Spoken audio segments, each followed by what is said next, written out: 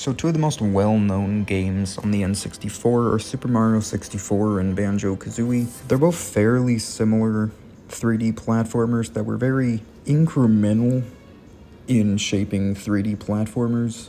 And being released on the same console only like 2 years apart, there were bound to be some similarities. So in this video, I'm going to just be comparing the levels of both games, because about a year ago now, I played Banjo Kazooie for the first time, and I noticed a lot of similarities. And I do want to mention real quick, I was going to be making a completely different video this week, a sort of fake mon video again, but due to some technical difficulties, I have to hold that off until next week, so oops. This will just be to hold that off. So starting off, the first level of Super Mario 64 was Bob-omb Battlefield, and Banjo Kazooie begins with Mumbo's Mountain.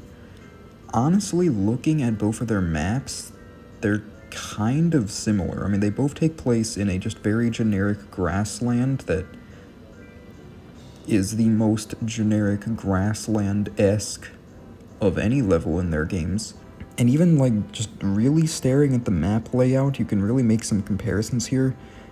If we sort of align them, they both start off in a little octagonal-shaped starting area that leads to a path that then leads to a bridge that crosses over another area, followed by a little curved section that then keeps leading up higher into the level, and then each level has a pretty notably large hill/mountain in them.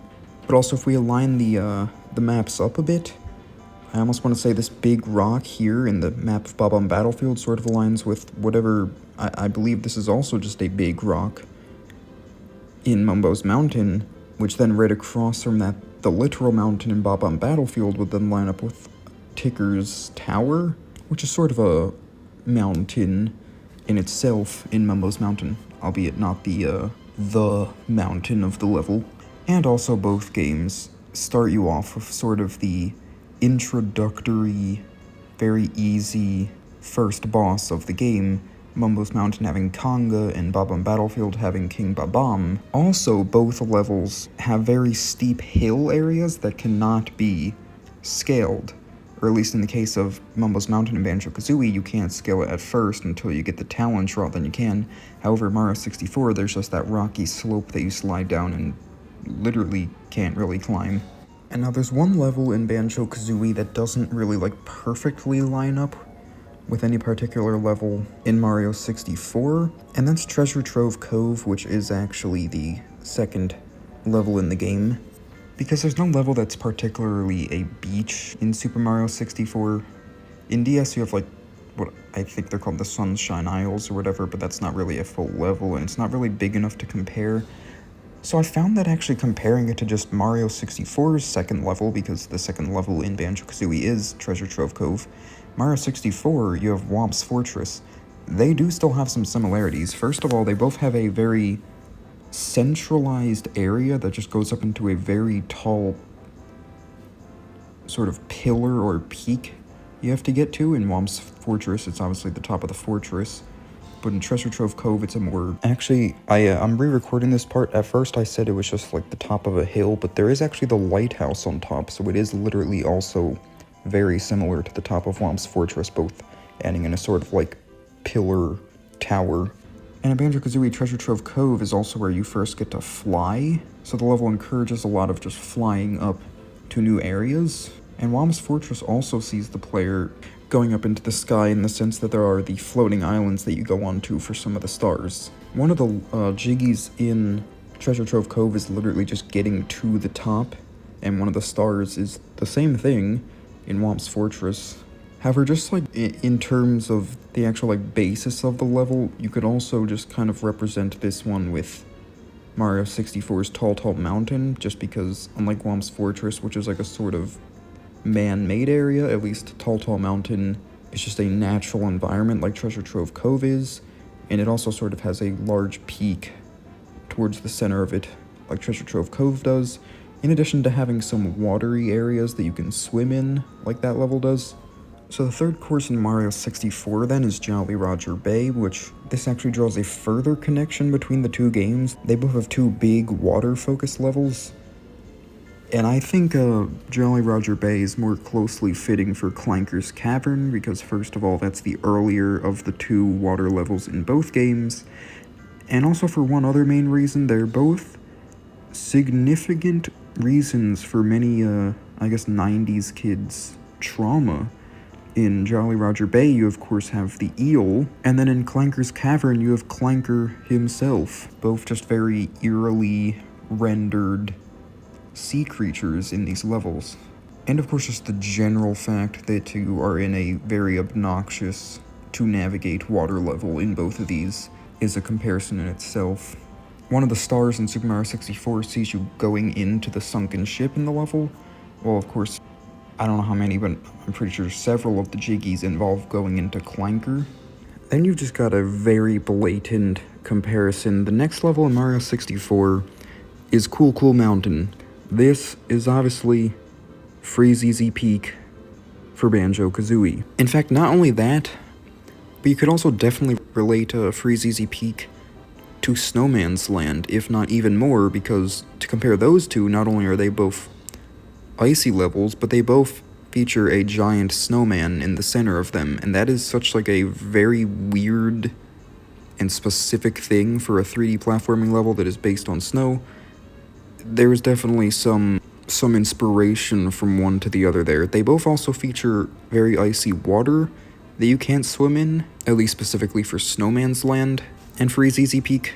But going back to Cool Cool Mountain has the race of the penguin, and then Freeze-Easy Peak has the race of Boggy. And you could also even really relate the fact that there's the part where you can slide down the mountain itself, and you could sort of relate that to sliding down the snowman's scarf in Freeze-Easy Peak, and also just the fact that Cool Cool Mountain and Freeze-Easy Peak are technically just very similar names. I mean, Peak and Mountain are kind of the same, and then the Freeze-Easy and Cool Cool part, both of them are just saying that it is cold there. And of course, they're also just very important icons of sort of like Christmas-themed video game areas. Both levels also feature doing something that involves the baby version of another character that you meet in that level.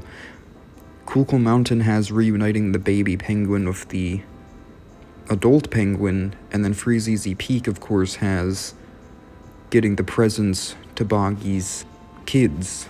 The fifth course in Super Mario 64 is Big Boo's Haunt, which of course relates directly to Mad Monster Mansion of Banjo Kazooie. And I feel like normally, like, platforming levels, the more common themes you would expect to see are like sort of biomes or environments like grassland or lava or ice and stuff. So the fact that they both have one that's just based on a sort of haunted mansion, I could only assume that they took some inspiration. I mean, that really is just kind of as far as it goes. They're both just literally 3D platforming levels set around a big, spooky mansion.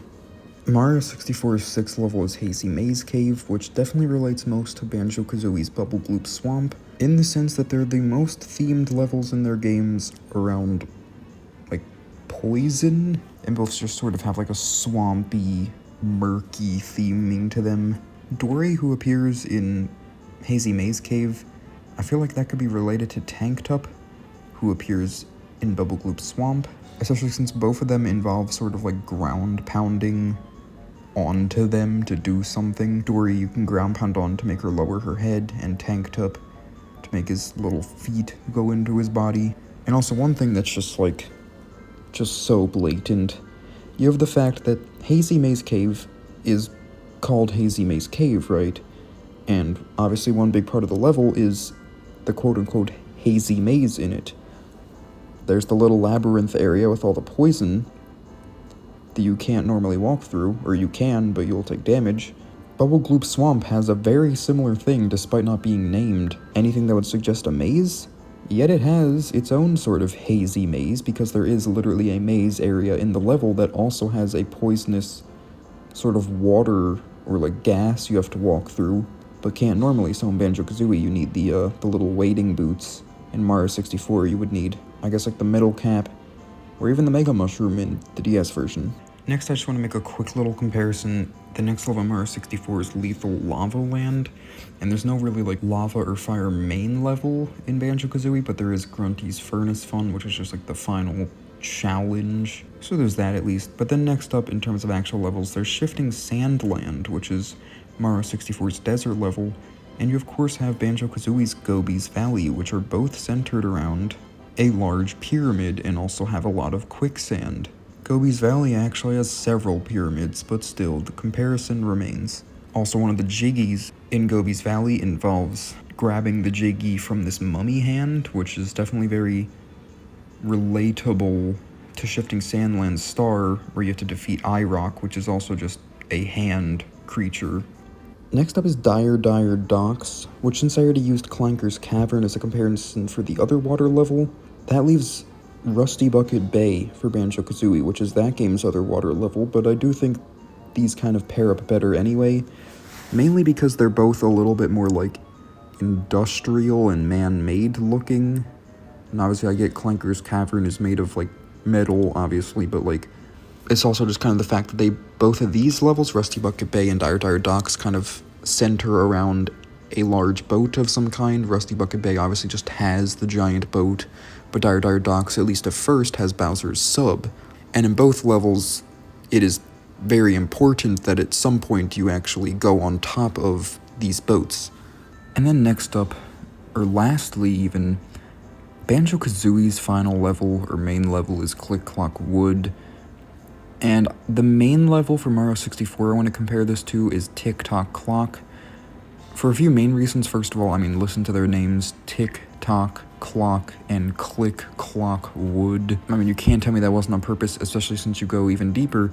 You also consider the fact that both levels are very heavily themed around time, albeit in very different ways. Tick Tock Clock is literally just like the speed of time, and Click Clock Wood is the time changing over the changing seasons, but they also both involve you sort of scaling one main large pillar or just area in general.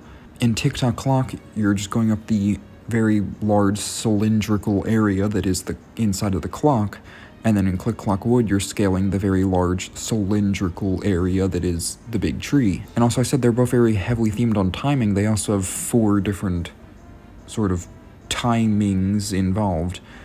But again, obviously 2 different things. Click Clock Wood, you have the 4 seasons, but then Tick Tock Clock, you have 4 different speeds that the time can be going. And in both levels, those 4 different timings can be used in different ways and 4 different challenges. And I also wanted to mention the fact that Click Clock Wood also sort of relates to Tiny Huge Island from Mario 64, in the sense that, at least in Tiny Huge Island, it is like literally in the level itself. You can switch between the different aspects of the level. In this case, it's the size of things, while in Click Clock Wood, you can jump between the seasons. But yeah, with that said, obviously every Mario 64 level, I didn't touch up on all of them because there's 15 of those and 9 Banjo Kazooie ones, but I did at least discuss the similarities and the main similarities between a lot of the levels, in fact all of the levels from Banjo Kazooie, because there are a lot of similarities, because I'm sure they obviously took a lot of inspiration from Mario 64 when making Banjo Kazooie. And either way, they're both just very timeless and good 3D platformers. This might be very long now, so I'll just end it off here. So if you like this, yeah, thanks for watching.